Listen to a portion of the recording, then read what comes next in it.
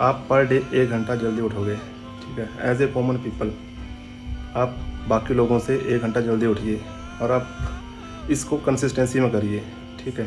बीच में ब्रेक मत करना। आप देखोगे कि धीरे धीरे आपको उसकी हैबिट बन जाएगी। और दूसरी बात, अब आप सिंपल कैलकुलेशन करते हो आप लोग, तो आप ये देखो कि एक डे में आप 1 घंटा जल्दी उठ रहे हो एज ए कॉमन मैन, तो पूरे मंथ में आप अप्रॉक्स 30 घंटे एक्स्ट्रा उठ रहे हो। और इसी को हम अगर कैलकुलेट करते हैं 1 ईयर के अकॉर्डिंग, तो हमारे पास अप्रॉक्स 360 घंटे यानी कुल मिला के 15 डेज एक्स्ट्रा बनते हैं। आप सोचो, आपके पास एक साल में 365 या 366 दिन नहीं है, आपके पास उसमें प्लस 15 दिन और हैं एक्स्ट्रा, ठीक है। तो कोशिश किया करो कि ये बहाना तो कम से कम मत लगाओ कि हमारे पास टाइम नहीं है, हमारे पास सबके पास 24 घंटे होते हैं, लेकिन उसको कैसे यूज़ करना है ये आपको देखना पड़ेगा। तो अब हम दूसरा टॉपिक स्टार्ट करते हैं, वो है power of consistency. Consistency means कि किसी भी काम को लगातार करते रहना, चाहे आपका मूड हो या ना हो। हम सभी ने एक छोटी सी कहानी पढ़ी होगी, शायद NCERT सिलेबस में पढ़ी होगी, बचपन में पढ़ी होगी कभी किसी ने, अभ्यास कम है तब, ठीक है, प्रैक्टिस, और प्रैक्टिस विद कंसिस्टेंसी। तो उसमें एक छोटी सी कहानी होती है, लेकिन उस कहानी का बहुत बड़ा इम्पैक्ट पड़ता है अगर आप उसको सही मायने में समझो तो।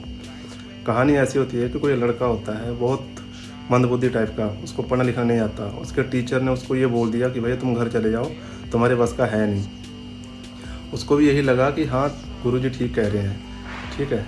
तो उसके बाद वो जैसे जब वापस निकला अपने स्कूल से, और उसने रास्ते में देखा है कुएं के पास बैठ के कि यार इतना सॉलिड पत्थर है हमारे पास, और उसको एक रस्सी ने बार बार करके उस रस्सी के निशान पड़ गए हैं। तो उसने उस टाइम एक बात रियलाइज़ की कि एक इतनी कोमल रस्सी इतने सॉलिड पत्थर को अगर काट सकती है डेली बार बार इसके ऊपर घिसने से, तो क्या मुझे भी बार बार प्रैक्टिस करने से, डेली कंसिस्टेंसी से मैं क्या मुझे पढ़ना लिखना नहीं आ सकता। और उसी टाइम उसका माइंड चेंज हो गया। वो वापस स्कूल जाता है, गुरुजी को बोलता है कि मैं पढ़ूंगा, और उसने उसी के दम पे बार बार अच्छी प्रैक्टिस की और डेली की, और वो सबसे आगे निकला, और बड़ा होकर उसने व्याकरण की रचना कर दी। सो दोस्तों, पावर ऑफ कंसिस्टेंसी एक बहुत बड़ी चीज़ है। अगर आप किसी भी काम को एक जुनून के साथ, डेली प्रैक्टिस के साथ, कंसिस्टेंसी में करते हो, चाहे वो काम अच्छा हो चाहे काम बुरा हो, लेकिन वो होगा ज़रूर।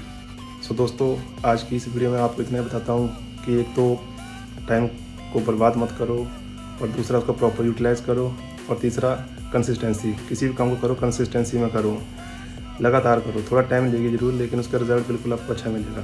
सो इसी के साथ इस वीडियो को मैं एंड कर रहा हूँ। आशा करता हूँ कि आपको वीडियो अच्छी लगेगी, और